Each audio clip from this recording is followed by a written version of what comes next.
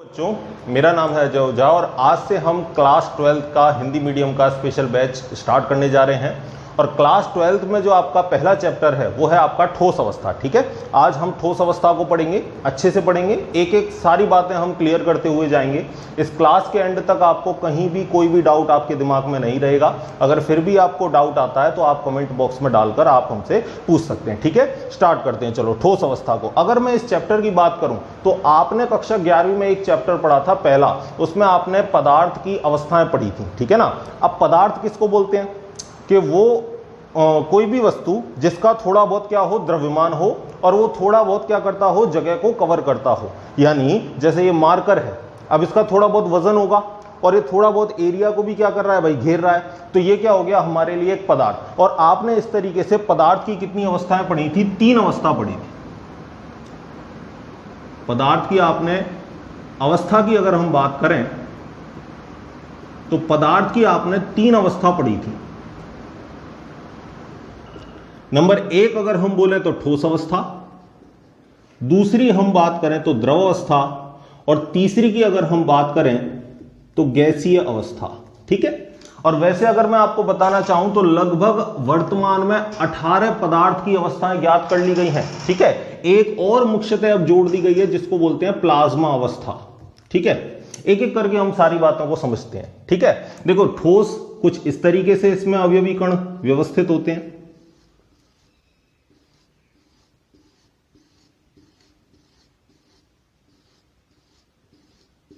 ठीक है। और अगर हम द्रव की बात करें तो द्रव के जो अवयवी कण है वो ठोस से कैसे होते हैं, थोड़े दूर दूर, कुछ इस तरीके से। और अगर हम गैस की बात करें तो गैस में जो अवयवी कण है उनके बीच में जो डिस्टेंस होती है वो कैसी होती है, बहुत ज्यादा। यानी गैस के पार्टिकल्स बहुत ही दूर दूर होंगे आपस में एक दूसरे के। ठीक है।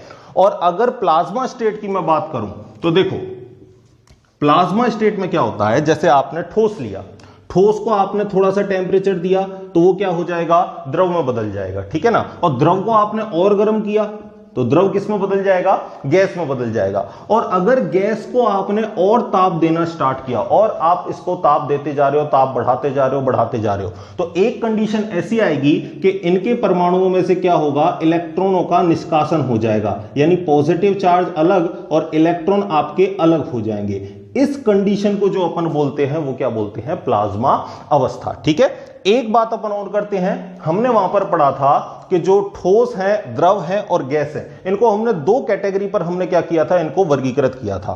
कौन कौन सी कैटेगरी है वो? एक तो है इनका आकार, ठीक है, और दूसरा था इनका आयतन। ठीक है। ठोस का आकार हमेशा कैसा होता है, निश्चित होता है। तो ठोस का आकार में तो हमने बता दिया निश्चित। ये मार्कर है, आप इसको जयपुर में रखो, हिंडौन में रखो, है ना, ग्वालियर में रखो, कहीं भी रखो, ये इसका आकार कभी भी चेंज नहीं होगा। ठीक है। दूसरी हम बात करें आयतन, तो इसका आयतन भी कैसा रहेगा, हमेशा फिक्स रहेगा। जितनी इसने एरिया कवर कर रखा है उतना ही एरिया ये कवर करेगा। ठीक है। और अगर हम द्रव की बात करें तो द्रव का आकार कैसा होता है, अनिश्चित। ठीक है।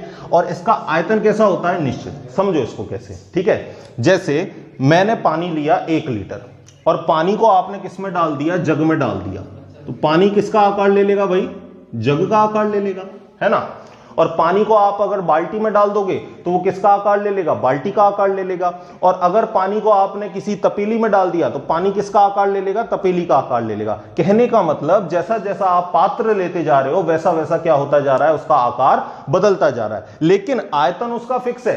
पानी अगर आपने 1 लीटर लिया है तो आप चाहे उसको जग में डालो तो भी 1 लीटर रहेगा, चाहे आप उसको बाल्टी में डालो तो भी आयतन उसका 1 लीटर, और चाहे आप उसको तपेली में डालो तो भी उसका आयतन कितना रहेगा, 1 लीटर। यानी इसका आयतन तो चेंज नहीं होता, लेकिन इसका जो आकार है वो कैसा होता जाता है, बर्तन के साथ साथ, पात्र के साथ साथ बदलता जाता है। ठीक है। आगे देखो, गैसियस स्टेट की बात करें तो गैसियस स्टेट में आपको पता है ना ही तो इसका आकार निश्चित होता है और ना ही इसका आयतन निश्चित होता है। अब समझो इसको कैसे। ठीक है। जैसे आपके एक सिलेंडर में क्या भरी हुई है, गैस। जो घरेलू हम सिलेंडर यूज में लेते हैं ना, उसमें गैस भरी हुई है। अब गैस आपने क्या कर दी, थोड़ी सी लीक कर दी। ठीक है। तो आपके सारे रूम में क्या फैल जाएगी, गैस फैल जाएगी। आकार बदल गया, पहले तो छोटे से सिलेंडर में थी और अब क्या हो रहा है, पूरे रूम में फैल गई। और आप उसको अगर बाहर छोड़ दोगे तो पूरे वातावरण में गैस के अणु क्या हो जाएंगे, फैल जाएंगे। तो कहने का मतलब अगर आप गैस को जितना आप लीकेज करते जाओगे उसका आकार कैसा होता जाएगा, बदलता जाएगा, पूरे वायुमंडल में वो फैल जाएगी। दूसरी बात आयतन की। अब आयतन कैसे परिवर्तित होता है भाई, ऐसा तो है नहीं अपन निर्वात में रह रहे हैं, अंतरिक्ष में रह रहे हैं, क्योंकि अंतरिक्ष में तो कोई वायुमंडल होता ही नहीं है। अब यहां जो आपने गैस लीक करी है वो बाकी गैसों के साथ मिलकर अपना आयतन क्या कर लेगी, बढ़ा लेगी। तो कहने का मतलब उसका आयतन भी कैसा हो गया, परिवर्तित, और उसका आकार भी कैसा हो गया, परिवर्तित। एक चीज मैं आपको और बताना चाहूंगा यहां दो गुणधर्मों के बारे में। पहला है तापीय ऊर्जा, जिसको इंग्लिश में अपन बोलते हैं थर्मल एनर्जी, ठीक है, या थर्मल एंथैल्पी भी बोल सकते हो। दूसरी बात अंतराण्विक आकर्षण बल, अंतराण्विक आकर्षण बल, ठीक है, समझना दोनों चीजों को। अगर इसको मैं इंग्लिश में बोलूं तो क्या बोलेंगे, इंटरमोलिकुलर फोर्स ऑफ अट्रैक्शन, ठीक है, अंतराण्विक आकर्षण बल, दो अलग अलग परमाणुओं के बीच लगने वाला बल, जिसके अपन क्या बोलेंगे, अंतराण्विक आकर्षण बल, ठीक है। देखो समझ लो, तापीय ऊर्जा तो क्या करती है, अणु परमाणुओं को एक दूसरे के पास लाने का काम ना कर कर एक दूसरे से दूर दूर ले जाने का काम करती है। जैसे अगर मैं इसको ताप दूं, अगर हम क्या करें, ठोस को ताप दें, तो क्या होगा, पार्टिकल दूर दूर हो गए। क्यों दूर दूर हुए, क्योंकि उनकी जो तापीय ऊर्जा है वो कैसी हो गई, बढ़ गई। भाई किसी को ऊर्जा देंगे तो वो आराम से बैठेगा क्या, एनर्जी किसी को मिलेगी तो वो क्या करेगा, वो छल कूद करेगा, दूर दूर भागेगा। और किसी में एनर्जी नहीं है तो वो शांत होकर एक जगह बैठेगा। बात आ रही है ना आपको समझ में। तो जितनी ज्यादा हम तापीय ऊर्जा देंगे अणु परमाणुओं के बीच में गैप उतना ही ज्यादा क्या होता जाएगा, बढ़ता जाएगा। यानी ये तो अवयवी कणों को दूर दूर ले जाने का प्रयास करेगी। और अगर हम अंतराण्विक आकर्षण बल की बात करें तो आकर्षण का मतलब क्या होता है, एक दूसरे को पास पास लाना। तो अंतराण्विक आकर्षण बल क्या करेंगे, अवयवी कणों को एक दूसरे के पास लेके आएंगे, ठीक है। अब बात समझ चुके हो इसको,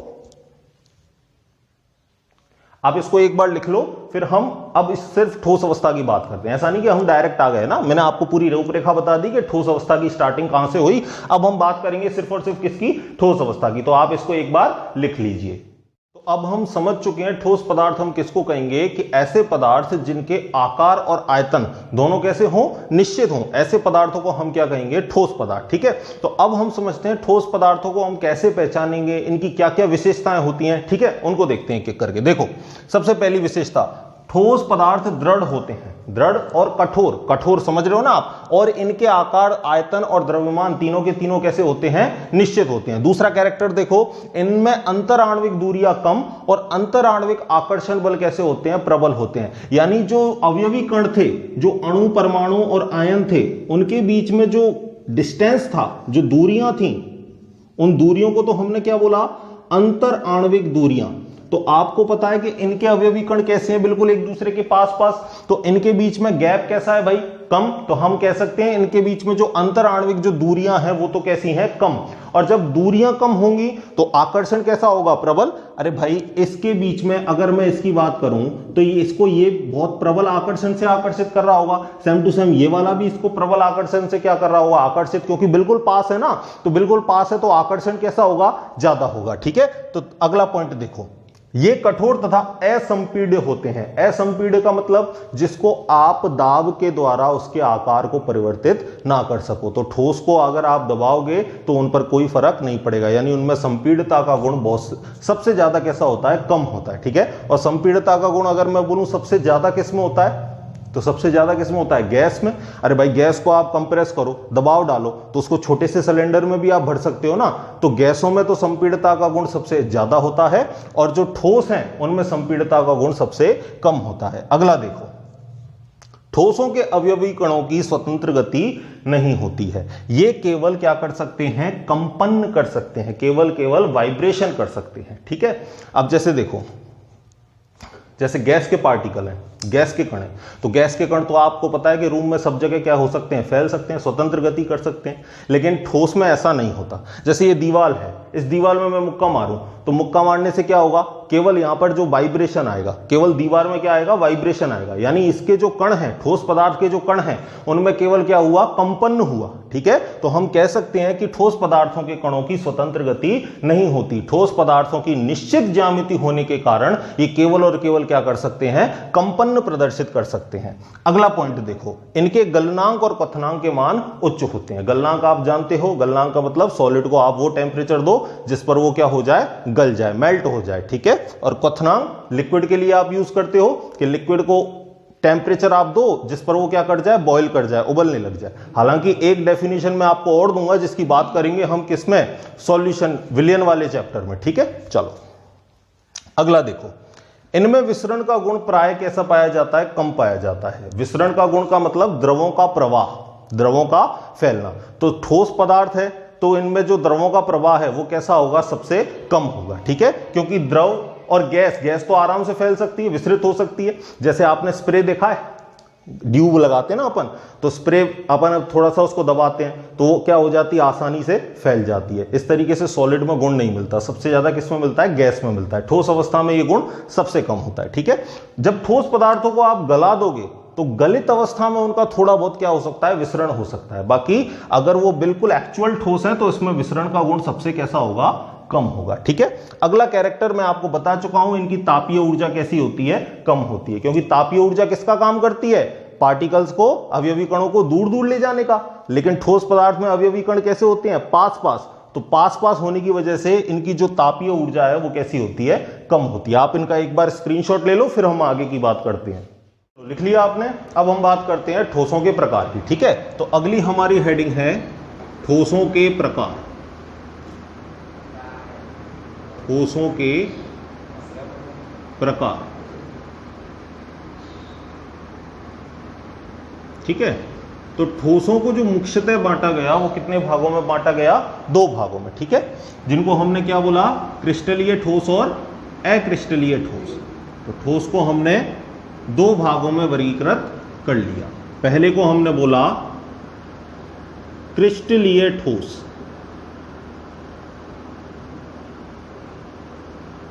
और दूसरे को क्या बोला बच्चों हमने, दूसरे को हमने बोला अक्रिस्टलीय ठोस। अक्रिस्टलीय ठोस, इसको एक नाम और है इसका जिसको हम इंग्लिश में बोलते हैं अमॉर्फस ठोस, अमॉर्फस सॉलिड। ठीक है, उसको कभी कभी हिंदी में भी दे देता है, तो आप याद रखना उसको, मैं यहां पे इंग्लिश में लिख देता हूं अमॉर्फस सॉलिड। ठीक है, याद रखना इसका ये नाम, अमॉर्फस आ जाए मतलब वो किसकी बात कर रहा है, अक्रिस्टलीय ठोस की बात कर रहा है। अब जो ये क्रिस्टलीय ठोस को है, इसको उसने पुनः चार भागों में वर्गीकृत कर दिया। ठीक है, चार कौन कौन से भाग हैं, पहला है आणविक क्रिस्टलीय ठोस। पहला कौन सा है, आणविक क्रिस्टलीय ठोस। दूसरा है आपका आयनिक क्रिस्टलीय ठोस। दूसरा कौन सा है, आयनिक क्रिस्टलीय ठोस। तीसरा है आपका धात्विक क्रिस्टलीय ठोस। तीसरा है आपका धात्विक क्रिस्टलीय ठोस। और चौथा है आपका सहसंयोजक, या इसका एक नाम और देते हैं अपन सहसंयोजक या नेटवर्क ठोस। क्या बोला अपन ने, सहसंयोजक या नेटवर्क ठोस। आपको इनका इंग्लिश भी आना चाहिए, क्योंकि जो छोटे छोटे एक एक नंबर के क्वेश्चन आते हैं ना, आपको वो इन्हीं में घुमाता है। आपको हिंदी नाम ना देकर वो क्या पूछ लेगा, इंग्लिश नाम पूछ लेगा, और इंग्लिश नाम से ही क्वेश्चन उठाएगा आपसे। तो आपको जस्ट पता होना चाहिए कि इसको हम इंग्लिश में क्या बोलेंगे। तो मैं लिख देता हूं, आप इस साथ के साथ लिखना चाहो तो आप लिख भी सकते हो। आणविक ठोस को हम क्या बोलते हैं, मॉलिक्यूलर सॉलिड। क्या बोलते हैं बच्चों, मॉलिक्यूलर सॉलिड। ठीक है, दूसरा आयनिक ठोस, तो आयनिक ठोस को इंग्लिश में भी क्या बोलते हैं, आयोनिक सॉलिड। ठीक है, धात्विक ठोस, धात्विक को हम इंग्लिश में क्या बोलते हैं, मेटेलिक सॉलिड। क्या बोलते हैं बच्चों, मेटेलिक सॉलिड। ठीक है, और चौथा जो है सहसंयोजक या नेटवर्क ठोस, इसको हम क्या बोलेंगे, इसको हम बोलेंगे कोवेलेंट, कोवेलेंट और नेटवर्क सॉलिड। कोवेलेंट और नेटवर्क सॉलिड। ठीक है, तो अब हम एक एक करके सारे जैसे क्रिस्टलीय ठोस के क्या क्या गुणधर्म है, अक्रिस्टलीय ठोस के क्या क्या गुणधर्म है, इन सबको पढ़ते हैं। ठीक है, आप एक बार इसको बना लो, इस क्लासिफिकेशन को। देखो अब हम क्रिस्टलीय और अक्रिस्टलीय ठोसों में अंतर समझते हैं। ठीक है ना, पहला अंतर देखो, निश्चित ज्यामिति व आकार होता है। देख लो, आपको चित्र में भी मैंने दिखा रखा है कि जो क्रिस्टलीय ठोस हैं उनकी देखो किस तरीके से निश्चित क्या होती है, व्यवस्था होती है। ठीक है, और इनका कैसा आकार होता है भाई, अनियमित आकार होता है। अवयवी कण बिल्कुल रैंडमनेस, एक दूसरे के तरीके से बिखरे हुए पड़े रहते हैं, जैसे आप चित्र में देख सकते हो। तो इनकी तो कैसी व्यवस्था होती है, अनियमित, जबकि इनकी कैसी व्यवस्था होती है, नियमित। ठीक है, दूसरा क्या है, तीक्ष्ण एवं निश्चित गलनांक होता है, और जबकि हमने अक्रिस्टलीय ठोस में क्या लिख रखा है, अनिश्चित गलनांक होता है। इसका मतलब समझो, जैसे कोई ठोस है और वो पिघलता है मान के चलो 80 डिग्री सेल्सियस टेम्परेचर पे। ठीक है, कोई एक सॉलिड ले लिया मैंने, और ये सॉलिड जो है वो पिघलता है कितने डिग्री सेल्सियस टेम्परेचर पर, 80 डिग्री सेल्सियस टेम्परेचर पर। तो जब टेम्परेचर आपका फिक्स 80 पहुंचेगा तभी ये पिघलना स्टार्ट कर देगा, नहीं तो अगर 79.9 डिग्री सेल्सियस भी आपका टेम्परेचर है तो ये पिघलेगा नहीं। बात आ रही है आपको समझ में? जब टेम्परेचर फिक्स 80 डिग्री सेल्सियस पहुंचेगा तभी वो मेल्ट होना, पिघलना स्टार्ट करेगा। यानी इनका जो गलनांक होता है वो कैसा होता है, तीक्ष्ण फिक्स गलनांक होता है। और अगर मैं इनकी बात करूं तो ये क्या करेंगे, पहले थोड़ा सा टेम्परेचर आपने दिया, पहले कैसे हो जाएंगे, ये ढीले हो जाएंगे। ठीक है, बिल्कुल कैसे हो जाएंगे, मुलायम हो जाएंगे, और फिर ये क्या करेंगे, पिघलना स्टार्ट करेंगे। ठीक है, जैसे प्लास्टिक है, प्लास्टिक को आप गर्म करो तो थोड़ा सा टेम्परेचर आप दोगे, आप क्या देखोगे, प्लास्टिक ढीला पड़ जाएगा। ठीक है, नरम पड़ जाएगा, और फिर वो पिघलना स्टार्ट कर देगा, 50 डिग्री पे भी, 60 पे भी, 70 पे भी। लेकिन यहां ऐसा नहीं होता, यहां जैसे ही टेम्परेचर 80 डिग्री सेल्सियस पहुंचेगा तो टेम्परेचर कांस्टेंट रहेगा जब तक पूरा आपका ये जो है ठोस है वो पिघलना जाए। बात आ रही है आपके समझ में? अगर आपने इससे थोड़ा सा भी कम टेम्परेचर रखा है तो ये पिघलेगा नहीं। यानी इनका जो गलनांक है वो बिल्कुल तीक्ष्ण, शार्प और फिक्स रहता है। ठीक है, अगला देखो, अवयवी जो कण हैं वो एक निश्चित क्रम में व्यवस्थित होते हैं, अर्थात इस व्यवस्था को हम क्या कहते हैं, दीर्घ परासी व्यवस्था कहते हैं। ठीक है, और उसको भी एक बार पहले देख लो, इनकी निश्चित व्यवस्था नहीं होती और इनको हम क्या बोलते हैं, लघु परासी व्यवस्था। इसका मतलब क्या है, देखो यहां बड़ा गोला, छोटा गोला, बड़ा गोला, छोटा गोला, बड़ा गोला, छोटा गोला, ये आपको बिल्कुल एक क्रम में दिख रहे हैं। और पूरे क्रिस्टल में दीर्घ अगर आप देखो तो पूरे क्रिस्टल में आपको यही क्रम दिखाई दे रहा है। यानी इनकी जो व्यवस्था है वो कैसी है, लंबी चलने वाली व्यवस्था है। यानी ये कैसी व्यवस्था है, दीर्घ परासरी व्यवस्था है। दीर्घ का मतलब क्या होता है, बड़ा। ठीक है, तो ये जो नियमित व्यवस्था है ये लंबे क्रिस्टल में चलेगी, तो इसका मतलब ये जो व्यवस्था है वो कैसी है, दीर्घ परासी है। और अगर हम इसकी बात करें तो यहां पर आपको कोई नियमित व्यवस्था दिख रही है क्या, नहीं है। और अगर थोड़ी बहुत नियमित व्यवस्था आएगी भी तो वो बहुत ही कम क्षेत्र में आएगी, बहुत ही सीमित क्षेत्र में आएगी। इस वजह से हमने इसको क्या बोला, लघु परासी व्यवस्था बोला। जैसे अगर मैं यहां से यहां जाऊं तो बड़े से छोटा मिला, बड़े से छोटा मिला, लेकिन यहां से बिगड़ गया, छोटे से वापस क्या मिल गया मुझे, छोटा क्रिस्टल मिल गया, या छोटा मुझे अवयवी कण मिल गया। तो कहने का मतलब यहां तो कैसी व्यवस्था होगी, लघु परासरी, और यहां पर कैसी व्यवस्था होगी, दीर्घ परासी व्यवस्था होगी। ठीक है, अगला पॉइंट देखो, अगर तेज धार वाले चाकू से आप इनको काटो, अगर तेज धार वाले चाकू से इनको काटो तो जो दो टुकड़े आपके बनेंगे उनकी जो सरफेस है, उनकी जो सतह है वो बिल्कुल कैसी आएगी, सपाट आएगी, चिकनी आएगी। क्यों आएगी, क्योंकि अवयवी कण हैं जो कैसे हैं, नियमित व्यवस्थित है, एक तल में होंगे, और अगर समतल में होंगे तो काटने पर उनकी व्यवस्था भी कैसी आएगी, बिल्कुल निश्चित। यानी जो दोनों सतह आएंगी वो कैसी आएंगी, बिल्कुल सपाट आएंगी, चिकनी आएंगी। जबकि यहां पर जो अरेंजमेंट है वो कैसा है भाई, अव्यवस्थित। और जब यहां पर आप इनको काटोगे तो काटने पर जो दोनों सतह आएंगी वो कैसी निकलेंगी, खुरदरी निकलेंगी, यानी चिकनी नहीं होंगी। तो आप समझ चुके हो, ये चारों पॉइंटों को लिखो, फिर हम अगले पॉइंट डिस्कस करते हैं। अगला अंतर क्या है कि जो क्रिस्टलीय ठोस हैं उनको क्या बोलते हैं, वास्तविक ठोस। ये वास्तविक ठोस कहलाते हैं। इंग्लिश में क्या बोलेंगे इनको, ट्रू सॉलिड। ठीक है ना, इंग्लिश टर्म भी आप थोड़े थोड़े याद करते हुए चलो, क्योंकि आपको आगे भी इसमें क्या होगा, बेनिफिट होगा। और पेपर में भी आपको बायलिंगुअल मिलता है, और कभी कभी हिंदी को ही क्या, इंग्लिश को ही हिंदी में बना के लिख देता है, तो आपको याद रखना है। ठीक है, तो इनको क्या बोलते हैं, वास्तविक ठोस। दूसरा नाम क्या दे सकता है, सत्य ठोस। इनको सत्य ठोस भी कहते हैं। और जबकि अक्रिस्टलीय ठोसों को हम क्या बोलते हैं, आभासी ठोस या अतिशीतित द्रव। क्या बोलते हैं, अतिशीतित द्रव। इंग्लिश में इसको क्या बोलेंगे, सुपर कूल्ड लिक्विड। ठीक है, और आभासी ठोस का मतलब नकली ठोस। लग रहा है हमें कि ठोस है, लेकिन एक्चुअल में ठोस नहीं है। देखने पर लग रहा है कि हो सकता है ठोस, बल्कि एक्चुअल में ठोसों की प्रॉपर्टी नहीं है, तो उनको हम क्या बोलेंगे, नकली ठोस। नकली ठोस को इंग्लिश में हम क्या बोलेंगे, स्यूडो सॉलिड। ठीक है, अगला देखो, अगली प्रॉपर्टी क्या है, ये विषमदैशिक प्रकृति के होते हैं, और हमने वहां पर लिख रखा है ये समदैशिक प्रकृति के होते हैं। अब ये विषमदैशिकता क्या है, समदैशिकता क्या है, समझो। ठीक है ना। क्रिस्टलीय ठोसों में क्या होता है, उनके भौतिक गुणधर्म। अब भौतिक गुणधर्म कौन कौन से हो गए, जैसे अपवर्तनांक हो गया, यांत्रिक सामर्थ्य हो गया, तापीय चालकता हो गई।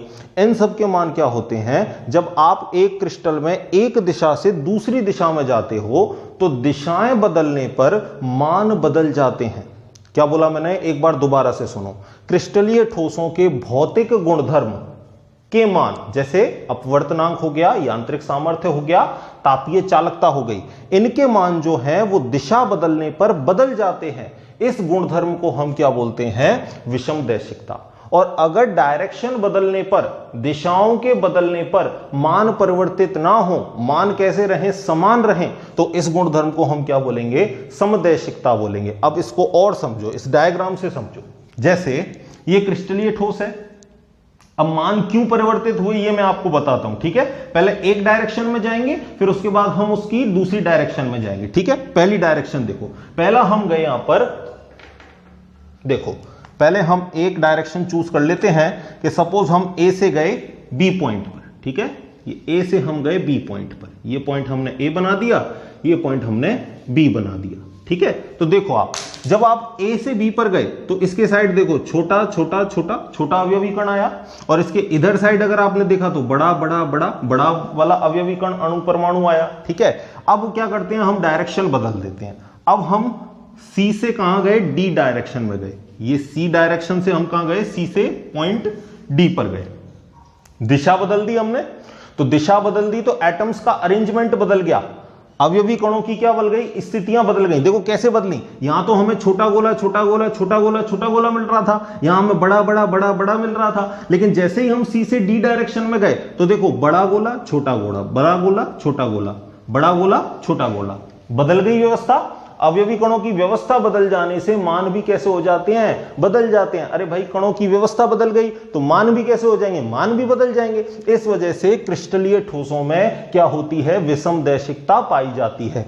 अब अगर मैं इसकी बात करूं समदैशिकता की, तो बुक में आपको ये डायग्राम नहीं मिलेगा, मैंने बना रखा है। ठीक है, तो समदैशिकता में हम क्या जाएंगे, हर तरफ ही क्या है, अव्यवस्था है। तो चाहे मैं इधर से इस डायरेक्शन में चला जाऊं तो भी मुझे क्या मिली, अवयवी कणों की अव्यवस्थित संरचना मिली, और चाहे मैं इस दिशा से इस दिशा में चला जाऊं तो यहां भी मुझे अवयवी कणों की क्या मिली, अव्यवस्थित संरचना। तो हर जगह चाहे आप कोई सी भी डायरेक्शन में चले जाओ, चाहे मैं ऊपर से नीचे चले जाऊं, बाएं से दाएं चला जाऊं, किसी भी डायरेक्शन में चले जाएं हम, हर जगह हमें एटम्स का अरेंजमेंट कैसा मिल रहा है, इर्रेगुलर मिल रहा है, अनियमित संरचना मिल रही है। तो इस वजह से यहां पर सभी दिशाओं में मान कैसे आएंगे, समान आएंगे। ठीक है, तो इस गुणधर्म को हम क्या बोलेंगे, समदैशिकता बोलेंगे। अगला पॉइंट देखो, गलन की ऊष्मा कैसी होती है, निश्चित होती है, क्योंकि इनका गलनांक कैसा है, निश्चित। तो गलन की ऊष्मा भी कैसी होगी, निश्चित। गलन की ऊष्मा आपको पता ही है, ठोस को गलाने के लिए जो ऊष्मा दी जा रही है उसी को क्या बोलेंगे, गलन की ऊष्मा। तो उनका जब मेल्टिंग पॉइंट फिक्स है, गलनांक उनका फिक्स है, तो दी जाने वाली ऊष्मा की मात्रा भी कैसी होगी, फिक्स होगी। तो यहां पर गलन की ऊष्मा कैसी होती है, निश्चित होती है, जबकि यहां पर गलन की ऊष्मा कैसी होती है, अनिश्चित। क्यों, क्योंकि इनका गलनांक कैसा है, अनिश्चित है। ठीक है, आप इन पॉइंट्स को लिखिए, फिर हमें एक दो पॉइंट और डिस्कस करने हैं। लिख लिया, मिटा दूं, चलो मिटा देते हैं। देखो सॉलिड जो चैप्टर है ना, पूरा आपके समझने का ही है। अगर आप समझते हुए चलोगे एक एक पॉइंट को, तो आगे जो टॉपिक्स आने वाले हैं उनमें आपको कहीं भी कोई दिक्कत नहीं आएगी, कोई रट्टाफिकेशन नहीं है। ठीक है, आपको एक एक पॉइंट समझते हुए चलना है। अगर समझ गए तो याद करने में बहुत आसानी होती है। ठीक है ना। देखो अगला पॉइंट देखो, हमने 7 पॉइंट लिख लिए थे, 8वां पॉइंट देखो, बुक में नहीं है लेकिन फिर भी आपको समझना बहुत जरूरी है। ठीक है, देखो इनका शीतलन वक्र, इंग्लिश में बोलेंगे कूलिंग कर्व, शीतलन वक्र असतत होता है, असतत होता है। मार्कर थोड़ा हल्का दिख रहा है, चलो थोड़ा डार्क वाला ले लेते हैं, ठीक है। चलो, जबकि हम इसकी बात करें, किसकी, अक्रिस्टलीय ठोस की, तो इनका जो शीतलन वक्र है, इनका शीतलन वक्र सतत होता है, ठीक है। इनका कंटिन्यूअस नहीं होगा और इनका कंटिन्यूअस सतत चलेगा, ठीक है। कैसे, अगर मैं वक्र को बनाऊं तो देखो, नीचे ले लेते हैं हम टाइम और इधर हम ले लेते हैं टेम्परेचर, ताप, ठीक है।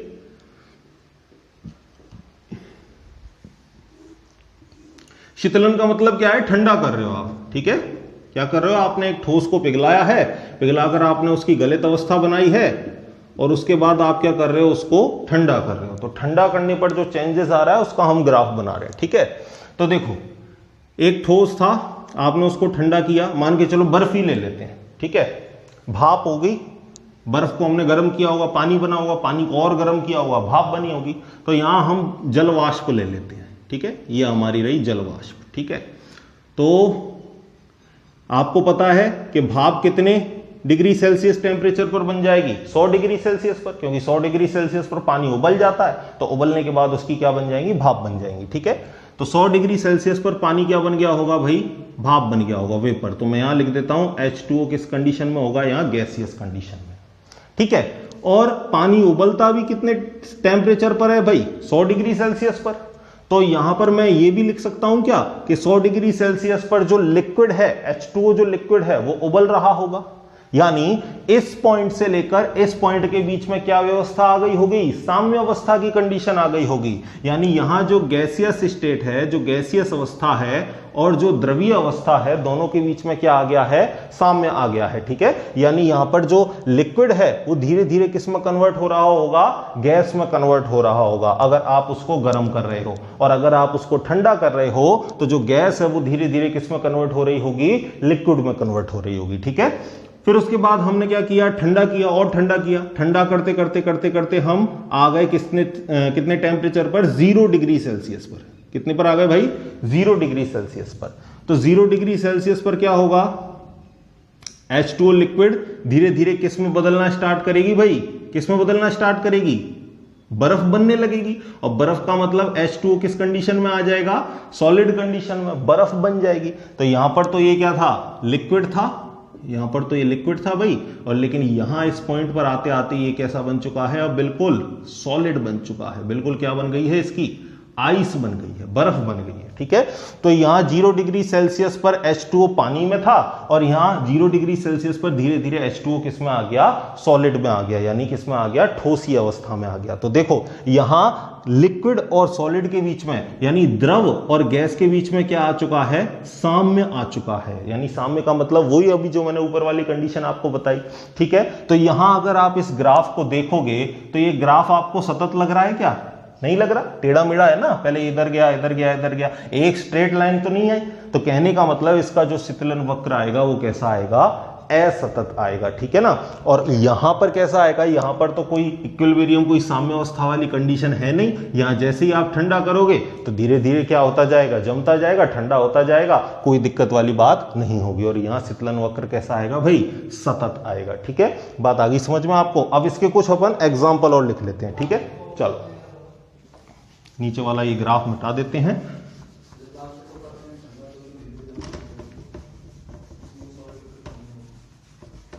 इसको आप ठंडा करोगे तो धीरे धीरे जमता जाएगा, ऐसी कोई साम्य वाली कंडीशन नहीं आएगी। लेकिन यहां पर जो लिक्विड है पानी, वो धीरे धीरे सॉलिड में बदलेगा, तो लिक्विड स्टेट यानी द्रवीय अवस्था और ठोसी अवस्था, इन दोनों के बीच में क्या आ जाएगा, साम्य आ जाएगा, ठीक है ना। साम्य आप 11वीं क्लास में और अच्छे से पढ़ चुके हो, ठीक है। देखो एग्जाम्पल में आपको और बताता हूं, ठीक है। एग्जाम्पल, सभी धातुएं हो गई इसमें, ठीक है। और कुछ लवण हो गए जैसे NaCl, KCl, KNO3, हीरा हो गया, ग्रेफाइट हो गया, ये सारे किस में आ जाएंगे भाई, क्रिस्टलीय ठोस में। और अक्रिस्टलीय ठोस जो कैसे नकली है, नकली ठोस है। नकली ठोस का मतलब मोम हो गया, मोम को क्या बोलते हैं इंग्लिश में, वैक्स, ठीक है। प्लास्टिक हो गया, जितने भी आपके बहुलक हैं, कोई भी हो आपका बहुलक, ठीक है, सभी बहुलक किस में आते हैं? सभी बहुलक किस में आते हैं? अक्रिस्टलीय ठोस में। रबर हो गया, आगे पढ़ेंगे अपन, है ना, एक अलग से पूरा सेपरेट चैप्टर है बहुलक वाला, उसमें अपन और डिटेल से पढ़ेंगे। रबड़ हो गया, रबड़ में आपको पता है क्या होगा भाई, इलास्टिक नेचर है, जबकि हम लोहे को ऐसे खींच सकते हैं क्या वापस अपनी कंडीशन, इनिशियल कंडीशन में आ जाए, प्रारंभिक अवस्था में आ जाए, ऐसा नहीं होता, लेकिन रबर में हो सकता है। तो रबर कैसा है? अक्रिस्टलीय ठोस, ठीक है। और क्या हो गया? काजल हो गया, आंखों में लगाते हो काजल, दिखने में आपको कैसा लग रहा है? बिल्कुल सॉलिड, लेकिन वो कैसा ठोस है? अक्रिस्टलीय ठोस है, ना कि क्रिस्टलीय ठोस। तो इतने सारे एग्जांपल आपको बता दी। और बहुलक की आपको एक पहचान बताऊं, इंग्लिश में इसको क्या बोलते हैं? पॉलीमर। तो कहीं भी अगर आपको किसी के भी आगे पॉली लिखा हुआ मिले ना, पॉली, तो समझ जाना वो किसका उदाहरण है? अक्रिस्टलीय ठोस का उदाहरण है, ठीक है। आप इसको एक बार लिख लीजिए। देखो, अब हम बात कर लेते हैं कि किस किस तरीके के क्वेश्चन पूछे जा चुके हैं और आगे किस किस तरीके के क्वेश्चन बनने की संभावना रहती है, ठीक है ना। चलो एक एक करके क्वेश्चन देख लेते हैं। आप चिंता मत करो, आपके लिए जो हैंड रिटन नोट्स हैं वो हम आपको उपलब्ध करवा देंगे, तो कहीं कोई दिक्कत करने वाली आपको बात नहीं है, ठीक है। क्वेश्चन समझते हैं एक एक करके, ठीक है। देखो, ठोस कठोर क्यों होते हैं और इनका आयतन निश्चित क्यों होता है, ठीक है। पहला सबसे सिंपलेस्ट क्वेश्चन जिसको हम गुणधर्म में पढ़ चुके हैं, क्या कारण होते हैं कि ठोस कठोर होते हैं और इनका आयतन निश्चित होता है? तो आप आंसर में क्या लिखोगे कि इनके जो अवयवी कणों की जो संरचना है वो निश्चित होती है, तथा इनमें अंतर आणविक दूरियां कैसी होती हैं? कम, तथा अंतर आणविक आकर्षण बल कैसा होता है? प्रबल होता है। इस वजह से ये कठोर होते हैं और इनका आयतन कैसा होता है? निश्चित होता है। दूसरा क्वेश्चन बहुत ही फेवरेट का है, कई बार एग्जाम में इसको पूछा जा चुका है कि कांच को अतिशीतित द्रव क्यों कहते हैं, ठीक है। अतिशीतित द्रव को इंग्लिश में क्या बोला था हमने? Super cooled liquid. आप इंग्लिश टर्म को भी याद रखना, मैं आपको फिर बता रहा हूं, आपको क्वेश्चन पूछ लेता है वो सुपर कूल्ड लिक्विड क्या है, हिंदी में ही लिख दिया उसने, तो आपको पता होना चाहिए, ठीक है ना। तो कांच को अतिशीतित द्रव क्यों कहते हैं? क्योंकि पहली बात, कांच एक कैसा ठोस है? अक्रिस्टलीय ठोस है। दूसरी बात, कांच में द्रव के समान बहने की क्या पाई जाती है? प्रवृत्ति पाई जाती है। इस वजह से जब हम जो पुरानी बड़ी बड़ी इमारतें हैं ना, जो कांच की बिल्डिंग है, तो उनके जो आप जब साइड के कांच देखोगे तो क्या देखते हैं हम कि नीचे के सिरे से वो कांच थोड़े थोड़े क्या हो जाते हैं? मोटे। भाई गुरुत्वाकर्षण है, तो कांच ऊपर से बह बहकर कहां आ रहा होगा? नीचे आ रहा होगा। तो नीचे से कांच थोड़ा कैसा हो जाता है? मोटा, ऊपर से कांच कैसा हो जाता है? थोड़ा सा पतला। तो कहने का मतलब आप क्या लिखोगे इसमें आंसर? चूंकि कांच एक क्रिस्टलीय ठोस है, सॉरी अक्रिस्टलीय ठोस है, और इसमें द्रव के समान बहने की प्रवृत्ति पाई जाती है, यद्यपि ये जो प्रवाह है वो कैसा होता है? बहुत ही धीमा होता है, बहुत ही मंद होता है। इस वजह से पुरानी कांच की इमारतों में जो नीचे के कांच है वो कैसे होते हैं? बहुत मोटे होते हैं एज कंपेयर टू ऊपर वाले भाग के, ठीक है। अगला क्वेश्चन आपको ऐसे आ जाएगा कि निम्न में से क्रिस्टलीय ठोसों को अलग करो और अक्रिस्टलीय ठोसों को अलग करो। तो अभी हमने पढ़ा है, आप मेरे साथ साथ आंसर दोगे, ठीक है। गैस करना, आप ऐसे नहीं कि सीधा सीधा देख रहे हो, आप मुझे अपने वहां जब आप वीडियो देख रहे हो तो गैस करते जाओ क्या होगा। पॉलीयूरेथीन, बताओ क्या होगा? पॉली, अभी बताया था मैंने आपको कि अगर कहीं भी बहुलक आ जाए, कहीं भी पॉली आ जाए, तो सीधा सीधा समझ जाओ वो कैसा है? अक्रिस्टलीय ठोस। तो ये तो हमारा क्रिस्टलीय नहीं है, ये अक्रिस्टलीय है। नैफ्थलीन, ये कैसा ठोस है? हमारा क्रिस्टलीय ठोस है, ठीक है। बेंजोइक एसिड, ये भी हमारा कैसा है? क्रिस्टलीय ठोस है। अगला देखो टेफ्लॉन, टेफ्लॉन भी क्या होता है भाई? बहुलक होता है, ठीक है। अगर टेफ्लॉन का मैं फॉर्मूला लिखूं तो क्या होगा? CF2 और होल पावर क्या हो जाएगा इसका? N, यानी N श्रृंखला इससे जुड़ी हुई है। 15वां चैप्टर है, आगे बहुलक डिटेल से पढ़ेंगे, कोई दिक्कत नहीं है। अभी समझ लो टेफ्लॉन क्या है? बहुलक। तो बहुलक होने के कारण ये भी क्या है आपका? अक्रिस्टलीय ठोस, क्रिस्टलीय नहीं है। KNO3, ये क्या है आपका? क्रिस्टलीय, ठीक है। सेलोफेन, ये भी क्या है आपका? बहुलक। तो बहुलक होने की वजह से ये भी क्या है आपका? अक्रिस्टलीय ठोस। पॉली आ गया, PVC, पॉलीवाइनिल क्लोराइड। तो पॉली आते ही समझ जाओ क्या है? बहुलक। तो बहुलक कैसा है? अक्रिस्टलीय ठोस। अगला चलते हैं, रेशा कांच, फाइबर ग्लास, कांच कैसा है? अक्रिस्टलीय ठोस। तो ये भी हमारा अक्रिस्टलीय ठोस है। तांबा, धातु आ गई भाई, धातु, धातु कैसा होता है? क्रिस्टलीय ठोस, ठीक है। तो तांबा हमारा क्रिस्टलीय ठोस है। क्वार्टज, क्वार्टज का फॉर्मूला क्या होता है? SiO2, silica. और क्वार्टज कैसा होता है हमारा? क्रिस्टलीय ठोस। लेकिन ध्यान देने वाली बात, अगर केवल क्वार्टज लिखा हो तभी ये क्या है? क्रिस्टलीय ठोस। अगर क्वार्टज कांच लिखा हो तो याद रहे, कांच आते ही ये कैसा हो जाएगा? अक्रिस्टलीय ठोस, ठीक है। अगला देखो, अगला क्या है? ZnS, जिंक सल्फाइड, ये भी कैसा है हमारा? क्रिस्टलीय ठोस। और रेड फास्फोरस, लाल फास्फोरस, ये भी क्या है हमारा क्रिस्टलीय ठोस। तो आपको आई थिंक सारी बातें अच्छी सी समझ में आई होंगी। ठीक है, जब आपको नोट्स मिल जाए तो नोट्स पढ़कर आप एक बार फिर से लेक्चर को देखो, आपको सारी बातें एकदम से क्लियर हो जाएंगी। ठीक है, तो घर पर आप पढ़ते रहिए, खुश रहिए, मिलते हैं इसी तरीके के अगले लेक्चर में, तब तक बाय बाय।